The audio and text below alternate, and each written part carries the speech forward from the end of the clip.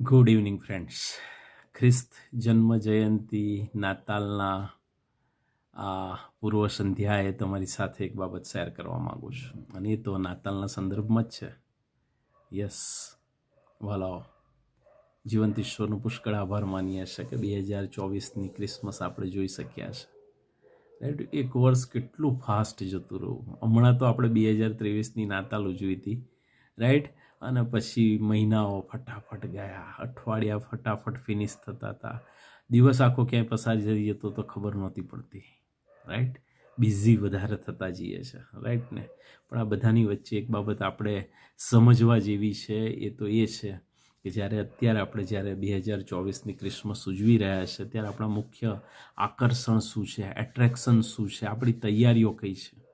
જો આપણે જોવાના માટે યત્ન કરીએ તો આપણને ખ્યાલ આવે કે ડેકોરેશન અને સેલિબ્રેશન, ઉજવણીઓ, ગભાણ, Christmas tree, Santa Claus, party, dance, શણગાર, લાઇટિંગ્સ, નવા કપડાં, નવો શણગાર, આવતીકાલનું ગાલા લંચ શું લઈશું એની તૈયારીઓ અત્યારે તો ચાલતી હશે ઘણી જગ્યાએ તો, રાઈટ. આ બધા જ જે મુદ્દાઓ મેં કીધા એનું જો તમે લિસ્ટ લાંબુ બને અને બનાવવા જાઓ તો તમને ખ્યાલ આવે કે આ બધી બાહ્ય બાબતો છે. જો પ્રભુ ઈસુ ખ્રિસ્ત સાથેનો આપણો વ્યક્તિગત સંબંધ નથી, વ્યક્તિગત ઓળખ નથી, આપણા હૃદયોમાં ખ્રિસ્ત રાજ કરતા નથી, અને પછી જો આપણે ક્રિસમસ ઉજવીએ છીએ તો એ બાહ્ય આડંબર છે, દેખાડો છે. અને આ બધી જ બાબતો એનું એક લિસ્ટ છે, રાઈટ. હા, જો ખ્રિસ્ત સાથેની વ્યક્તિગત ઓળખ છે તો આ ક્રિસમસ સેલિબ્રેશન એ કંઈક અલગ રીતે જ હોઈ શકે. ભલે પછી એની અંદર તમને અલગ બાબત જોવા મળે. નહીં સમજાય? સમજાવું તમને, ખ્યાલ આવે તમને, રાઈટ. જો અંતરમાં આનંદ હશે, બરાબર, અને અંતરમાં જો અજવાળું હશે તો બહારની ભવ્ય ઝાકઝમાળ રોશની પણ એની સામે ઝાંખી પડશે.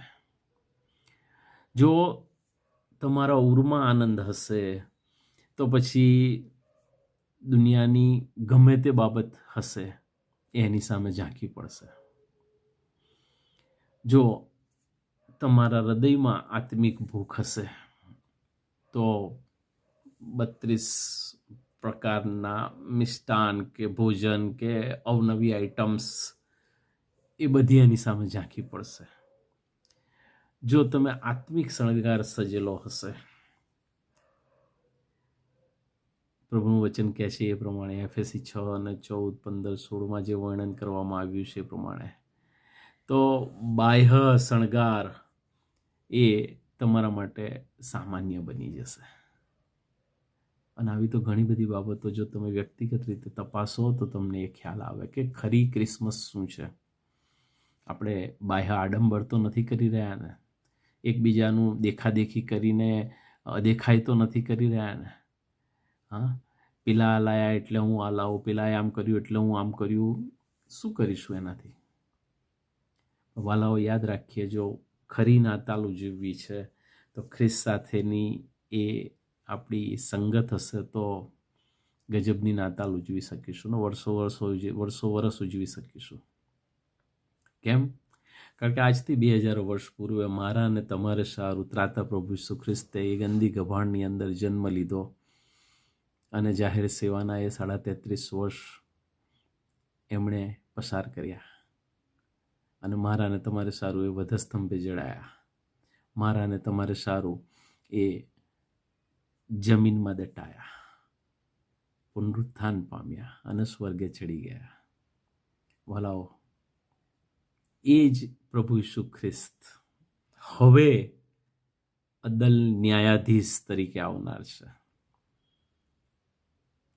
અદલ ન્યાયાધીશ તરીકે. અને એમાં એ ન્યાયના દિવસે મારે ને તમારે સમસ્ત માનવ જાતે એ અદલ ન્યાયાધીશની આગળ ઊભું રહેવું પડશે. એના માટે મારીને તમારી તૈયારી કેટલી છે? કેટલી તૈયારી છે? શું ખ્રિસ્ત સાથેનો આપણો સંબંધ સીધો છે?